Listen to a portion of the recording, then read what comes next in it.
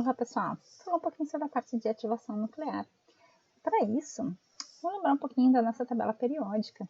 A nossa tabela periódica hoje, a gente tem 118 elementos. Quando a gente começa a história da nossa ativação nuclear, da nossa transmutação nuclear, a gente não tem tantos elementos assim. Na verdade, até o número atômico 92 são elementos que a gente consegue encontrar na natureza. A partir do número atômico 92, a partir do urânio, todos os elementos eles são fabricados artificialmente. Inclusive, esses 4 elementos aqui são os elementos que foram descobertos entre 2013 e 2010. São bem recentes. A nossa transmutação artificial ela vai começar lá em 1934 com Irene Curie. E a gente vai ter isso porque em 1932 Chadwick vai estar fazendo a descoberta dos nêutrons. Vão estar sendo identificados os nêutrons. Então a Madame Curie ela vai ser a pioneira, ela vai ganhar o prêmio Nobel de Química em decorrência disso. Que ela e o marido, que é Frederick Joliot, eles trabalham juntos, né, no laboratório, então eles vão estar irradiando elementos com radiação alfa, e aí eles vão conseguir, então, produzir os radioisótopos. Falo porque em 1934 a gente não tem ainda todos os elementos da tabela periódica, né? Quando Mendeleev fez a tabela periódica, a gente tinha alguns elementos apenas. Só em 1937 a gente vai ter a descoberta do tecnécio, em 1939 do frâncio, em 1940 do astato e em 1945 do promécio.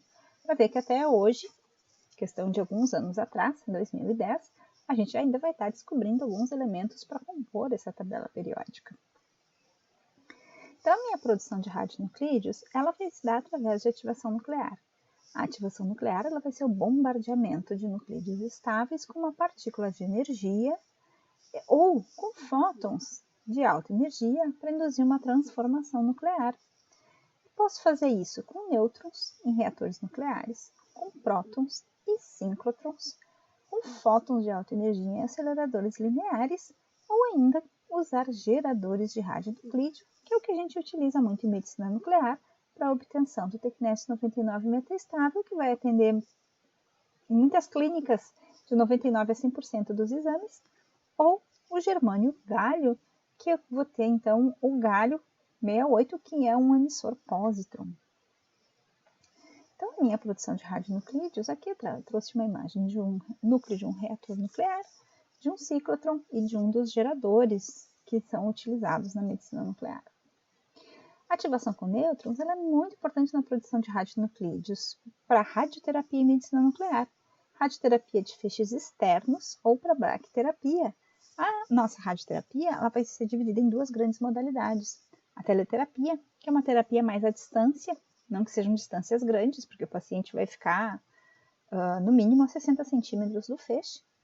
E a braquiterapia é aquele procedimento onde a minha fonte vai para dentro do paciente, possivelmente dentro do câncer, por exemplo. E na medicina nuclear vai servir tanto para diagnóstico quanto para terapia.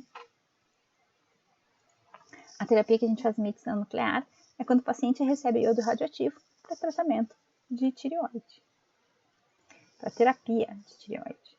E aqui eu trago o exemplo das reações mais comuns que a gente vai estar encontrando com nêutrons, com fótons e com prótons. No caso dessas minhas reações N-gama, eu tenho um nêutron entrando nesse núcleo, no núcleo desse átomo aqui. Então, eu vou ter um isótopo e a liberação dessa energia gama. Como, por exemplo, para eu produzir o cromo 51, eu ativei o cromo 50 com nêutrons, e aí eu tenho o cromo 51 e uma energia, né, que é liberada na forma de radiação gama, e aí então eu tenho o cromo 51 para estar utilizando na medicina nuclear. Outras reações que são bem utilizadas é eu bombardear o meu núcleo alvo com nêutrons, e aí eu tenho isótopos que vão ser produzidos e junto com esse isótopo eu já estou liberando 2 nêutrons, ou um isóbaro, que eu já estou produzindo um próton, ou um outro elemento que eu já estou produzindo uma radiação alfa.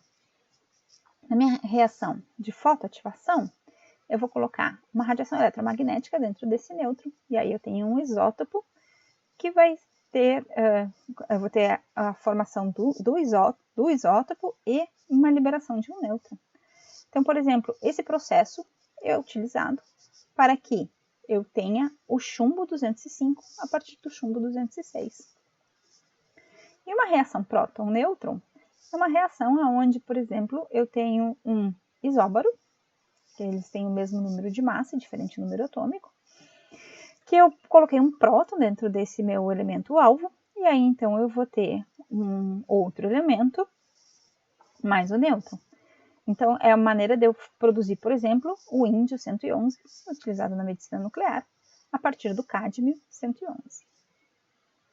E aqui a gente tem exemplo de várias outras reações, né?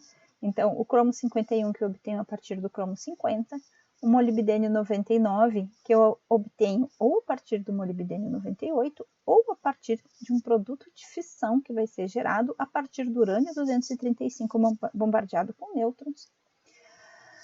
O iodo 125, que vai ser um decaimento do xenônio 125, que vai ser produzido a partir do xenônio 124. O iodo 131, que é um produto de decaimento do telúrio 131, obtido a partir do telúrio 130. O galho 67, que vai ser obtido a partir do zinco 68. O índio 111, que vai ser obtido a partir do cádmio 111. O talho 201, que é um produto de decaimento do chumbo de decaimento radioativo do chumbo 201, que foi produzido a partir do talho 203. O iodo 123, que também vai ter dois processos de produção, do telúrio 124 ou do iodo 127. Aqui, o molibdênio 99 vai ser utilizado naqueles geradores de molibdênio tecnécio. O que me interessa é esse molibdênio decai por beta, e o tecnécio que vai ser interessante de eu estar utilizando no meu paciente para diagnóstico médico. O meu iodo 125, ele é usado in vitro. O iodo 125 e o cromo 51 são usados in vitro.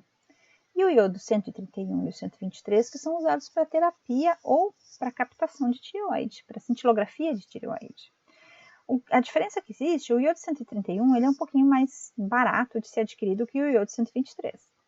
O iodo 131 vai ter uma meia-vida um pouquinho maior e uma energia um pouquinho maior do que o iodo 123. E o iodo 123, então, vai ser recomendado mais para casos onde eu tenha que irradiar adolescentes ou crianças. Mas não são só esses isótopos que a gente tem. A gente vai ter também outros de interesse na área da medicina nuclear, como, por exemplo, o flúor 18, utilizado em tomografia por emissão de pósitron. A gente vai ter um próton, que vai entrar no núcleo de um oxigênio 18, e aí eu tenho esse núcleo composto do flúor 19 com um nêutron. E aí eu vou obter o radionuclídeo do flúor 18, que é o que realmente vai me interessar para eu colocar no meu paciente e poder fazer os exames de tomografia por emissão de pósitron. É interessante a gente conhecer um pouquinho sobre carta de radionuclídeos. Se a gente olhar nessa tabela aqui, a gente tem uma relação de todos os números de nêutrons que existem em todos os elementos estáveis e radiativos. E aqui a gente tem o número de prótons desses elementos. Então, todos os elementos que estão na mesma linha, eles são isótopos. Todos os elementos que estão nessa mesma linha são isótonos. E os isóbaros são aqueles elementos cujo o número atômico e o número de prótons somados dão o valor do número de massa, e aí elementos com o mesmo número de massa eu vou ter os isóbaros. Essa tabela aqui, ela é muito grande, é muita informação que tem aqui. Então, eu trouxe aqui para vocês um link de uma tabela, esse link é da Agência Internacional de Energia Atômica, e aqui a gente vai conseguir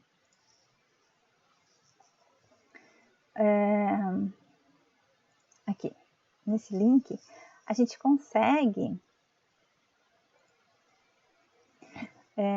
clicar em um elemento aqui, por exemplo, né? Então, o elemento que eu estou clicando é o ródio 93, e aqui, então, ele vai trazer as informações. Aqui está trazendo os esquemas de decaimento, mas eu posso ter outras informações, como os isômeros, os níveis,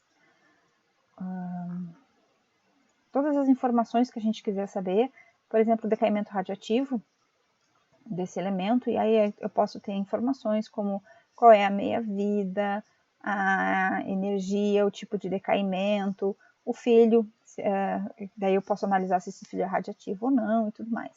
E aí, então, eu aconselho vocês a darem uma olhadinha nesse site aqui e darem uma explorada, então, nessa tabela de radionuclídeos, procurando, talvez, assim, esses nuclídeos que foram citados ali na área da medicina nuclear ou qualquer outro de interesse.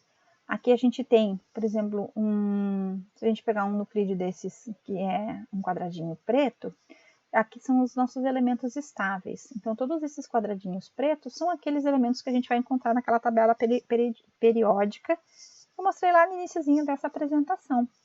Se a gente for olhar aqui, então todos os elementos que estão para cima são elementos que emitem alguma radiação positiva, como alfa e beta+.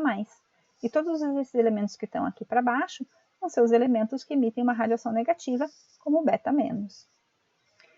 Então fica a dica para vocês darem uma olhadinha e explorarem um pouquinho sobre esses elementos aqui nessa tabela interativa. E qualquer dúvida, entre em contato.